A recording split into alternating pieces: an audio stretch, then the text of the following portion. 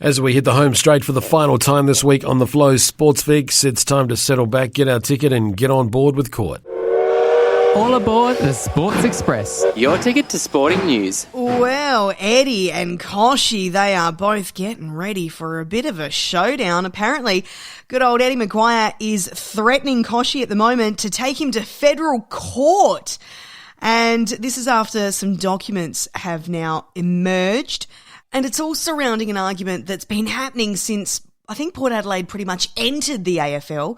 Because, of course, in the SANFL, they're the Magpies. They are black, they are white, and, of course, Collingwood have certainly got a bit out of joint with that one. And it looks like possibly there may be a federal court case to settle the argument once and for all.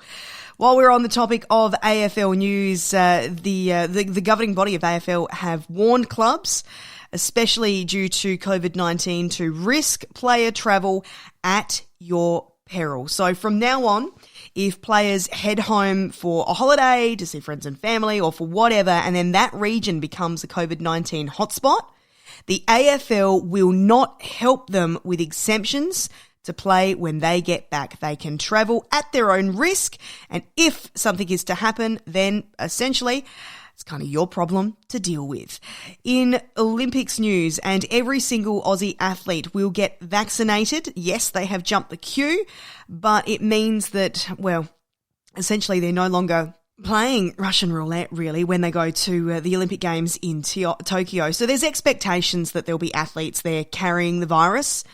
We've kind of just got to expect that with that many people coming from so many different countries. They will try to catch it, I imagine, but some will probably slip through the cracks. They've sort of got to prepare for the worst. But more than 2,000 Olympians and officials will be vaccinated before they head over. The government have confirmed that there will be fast tracking, and they're not going to be allowed to head over if they are not vaccinated. And we're all still hoping that the Olympics does go ahead. Fingers crossed it will for our athletes, especially for our athletes, our Olympians and our Paralympians as well. Courtney will be back on the Brekkie Flow tomorrow morning, and of course part of it will be her Sports Express. Make sure you listen out for the Brekkie Flow with Court from 6 a.m. tomorrow morning. Before we wrap up the Flow Sports Fix for the week, just having a look at some birthdays taking place today, which happens to be International Dance Day, just in case you're wondering. Michelle Martin, the Aussie squash player, is having her 54th birthday today. She was the world's number one squash player from March 93 until November 96. In a 12-year career, she won 3 World Open Championships, 2 Commonwealth Games gold medals, and 6 British Open titles too. Andre Agassi, remember him and all the hair? Well, Andre turning 51 today, the US tennis player, won his first Grand Slam title at Wimbledon in 92.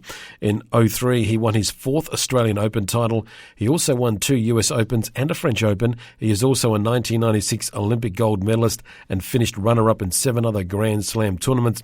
In his autobiography, he admitted that his then distinctive long hair was actually a wig. Oh, really? And Australian Rugby League player Craig Gower is having his 43rd birthday. He captained the Penrith Panthers, who won the 2003 NRL Premiership. He switched to rugby union in 08, playing for French and Italian clubs. In 2012, he returned to league, playing with the London Broncos in the Super League, and finished his playing career with the Newcastle Knights. It was also on this day in 1990 that Stephen Hendry, he was only 21 at the time, of Scotland, became the youngest ever winner of the World Snooker Championship when he defeated Jimmy White. We're feeling for Neil Robertson at the moment. Wollongong Hawks won their first NBL title in 23 years when they defeated Townsville Crocodiles on this day in 2001. And that's just some of those events that took place, on sporting events that took place today, which is International Dance Day, April 29. A reminder for the Flow Sports Show, it is back tomorrow between 4 and 7, covering local football on netball right across the Flow region in South Australia leagues in SA and in Victoria and in New South Wales. Make sure you're a part of it with the Flow Man and the Stat Man. Have yourselves a wonderful time playing sport, whatever you're doing this weekend. Do take care. Make sure you're hydrated and all those sort of things. Warm up, cool down. Just look after yourselves and those around you as well. And enjoy the game. Just enjoy it. Have a bit of fun. And hopefully your team will win. We'll catch you next week on the Flow Sports Fix.